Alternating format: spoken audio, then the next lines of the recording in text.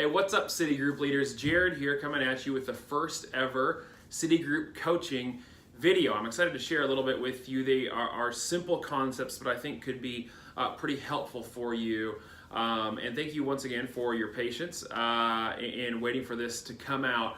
What I want to do is essentially do a follow-up to the City Group training that we did back in November. And I warned you that that's what this was going to be, and it's essentially a follow-up to the reframing that we did in that November City Group training on that Friday night, when we talked about really starting to view our roles and our people in a little bit different way. We said that we're going to start viewing our roles as City Group leaders. Our primary role is that of a disciple maker, and your people in your City Group are disciples, okay? So you're a disciple maker, and the people in your City Group are individual disciples that make up a family of disciples. And so what I wanted to do is to try to move that ball forward by talking about two simple concepts. As you can see here, I have this nice line that represents the growth or the progress or whatever of your City Group. And so we're trying to get essentially from here to there with the City Group of being disciple makers who are producing disciples. But the question is how do we do that? And I want to address a couple things. So for most of you, maybe almost all of you, you have already had a meeting with a coach where you did a City Group inventory. Now, I know that part of that was to help your coach get a handle on your group, but I think that one of the most important things that we can do as City Group leaders is take inventory of what and of who we have. And so the first thing that I want to talk about is really that idea of an inventory. So, and specifically, a positive inventory. So for me, in my group, when I think about trying to make a family on mission or make a group of disciples and move the ball forward, my tendency is to think of all the things that I don't have. I think of the fact that we have a young families group. We have 16 kids in our group. That's crazy. We have sick kids that keep families home every week. That's crazy. We just multiplied back in the summertime. We have less people than we did before, so sometimes it feels like we don't have a critical mass. That's can be awkward and weird. All of these different things, and I just the narrative a lot of times runs in our head of just kind of a paradigm of scarcity. All the things that we don't have right now. We had some co-leaders that moved out of the area, and so they decided to go to another City Light Family Church, which is fine. God was calling them there, but at the same time, that left Carrie and I as the only leaders. So you think of all these things like, man, kids are crazy. People don't show up very much. They're inconsistent. You know, our group isn't as big as we want it to be. We don't have any leaders. All of that stuff, it can be a little overwhelming, and it's real stuff. But the reality is, when you start doing an inventory, we sat down with Andrew, who is our coach, and he started meeting with us, and you start to realize a few things. Like I look at my group and I realize, wow, you know what? We have 1 million kids in our group, but the reality is we also have the director of Providence Kids Ministry in our group who has years of experience of teaching kids. That's pretty cool. When I think about the idea of doing mission-focused things or doing outs like sponsoring families from Yale Park like we were able to do, I realized, oh, we have a top-notch immigration lawyer who's dealt with immigrants and refugees for years on a professional level.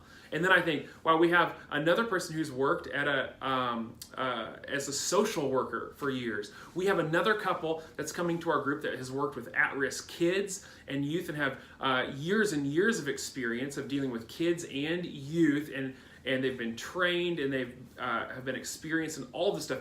Like the list keeps going on, and I think of the fact that we have someone in our group who has discipled women for years and years and years and has been a successful evangelist for years. And I think we have a professional videographer in our group who has creative juices flowing everywhere. Like all of these things, and you start thinking about all the things that God has given to us, and you realize we have a wealth of just talent and gifts at our disposal. And I would guess that you, in the same way, have a wealth of talent and gifts. And not only that, but man, as I think about some of the availability, like sometimes I complain about the fact that we have a lot of kids around, but that also means that we have 3 women in our group who are high capacity, high responsibility level people who have they don't have jobs during the day where they go to work, but they take care of their kids during the day, or they send their kids off to school, and they have hours of time during the day that they can help contribute and help us organize and really do some of the administration stuff for our group. And so really what I'm realizing in this is not that we don't have the people that we need, but yet we have yet to empower people and call out greatness and call out the gifts in the people and mobilize them to do what we need to do. And so I would encourage you to think about this inventory, not just as an information transfer to your coach, but really how can you empower these people to do what they were gifted and called to do. So that's the first thing. Now, the second thing is we think about moving forward and trying to figure out where we're going. I think it's important for us to actually know where we're going. And so what I would call this, and I kind of stole this term from pastor and leadership expert Craig Groeschel, is a pastor down in the Oklahoma City area, but he calls it defining the win.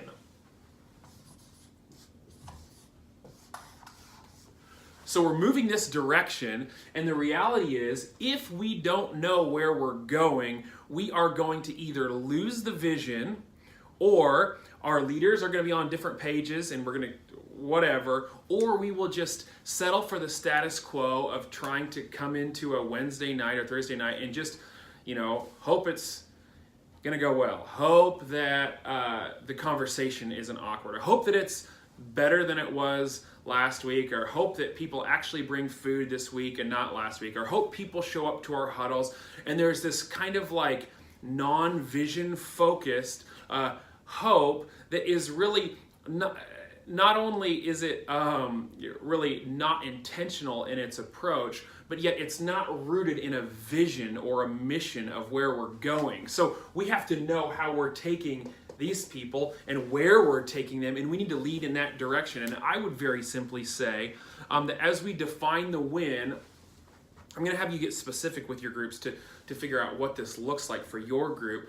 But at Providence, our mission is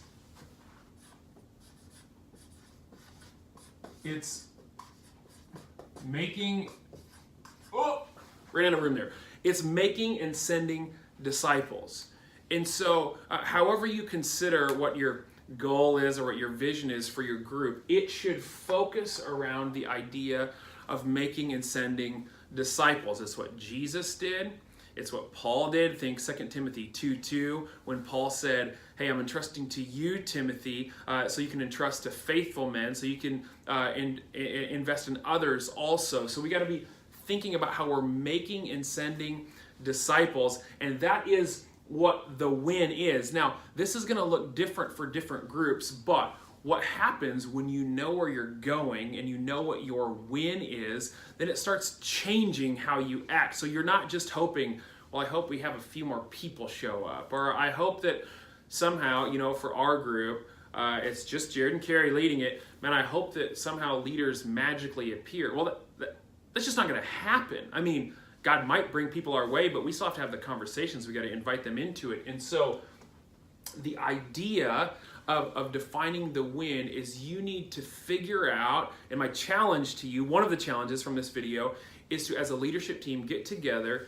consider 2019, and define your win, what it would look like to have a win for your city group in the category of making and sending disciples. So just yesterday, I met up with a city group leadership team, and one of the leaders said, hey, you know what? I think that God has uniquely placed our group positioned our group to multiply leaders and to grow leaders and send people out. That's making and sending disciples. And so, and he said that, hey, I think that our goal for this next year should be to, this is what he identified as their win, kind of off the cuff. It's to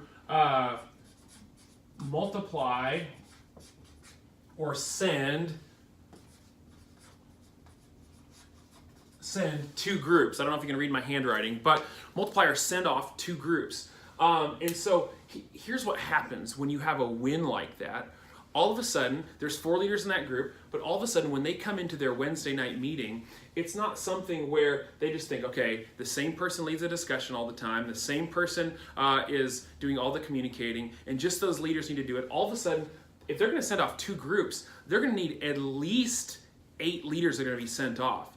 So all of a sudden, when they approach Wednesday nights, it's not, is the conversation going to be good today? It's who can we empower to help us lead toward this? And when you do empower somebody to maybe lead a discussion, all of a sudden, it's not just, hey, pat them on the back, good job, but if you're multiplying in 2 groups and you want to ship off or send off capable discussion leaders, you're going to be set on giving those people feedback on how they can do better at leading a discussion, how they can shepherd people better, how they can whatever. So you see how that changes your mindset when you start empowering these people toward the idea of this win for your group. You have a sense of intentionality with them. Or if your group is lacking maybe a mission or an out opportunity, and you have your leadership team of 4 people and you're thinking, oh man, we should probably do that because that's a good thing to do. Well, in reality, if you're trying to multiply groups, you're trying to make and send disciples, you have all these people over here, like we do in our group, and we have some people who are passionate about that. We need to hand something off to other people so they can run at this win. And so you maybe get what I'm laying down as far as defining the win. And so what I want you to do as a group is in the next couple weeks, heading into January, in the beginning of January, I want you guys to define what your win is in 2019. Maybe it's multiplying 2 groups. Maybe it's using some of our city group language. Maybe it's creating a family on mission. So in other words, when you're creating a family, you're trying to invite people in so and we need to work on relationships together, and we need to focus on how to pursue a mission together. And so what I want you to do is define, in the idea of making and sending disciples, define what your win is, and then from there, I want you to make just 3 next steps of what to do. Maybe it's specific people that you can call into leadership. I won't write any more on the board because my handwriting is too sloppy anyway. But maybe it's people that you need to invite in. Maybe it's leadership that you need to share. Maybe it's just conversations with people who have been a little bit wishy-washy, or maybe people who you need to correct, or maybe rebuke a little bit in order to help them step into this discipleship thing. So that's the challenge for you.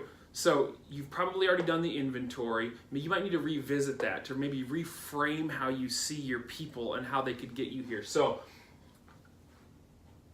take a second with your group, maybe have a meeting or 2, spend some time praying, define the win, and then come up with a step 1, 2, and 3 of things or people that you need to pursue to make that happen. And it will bring you incredible clarity of what you need to do during the week. It's not just the status quo of making sure your group isn't awkward, but it will actually propel you forward and make your actual goal being a disciple maker and actually investing in your people as disciples. So that's your challenge. You got it.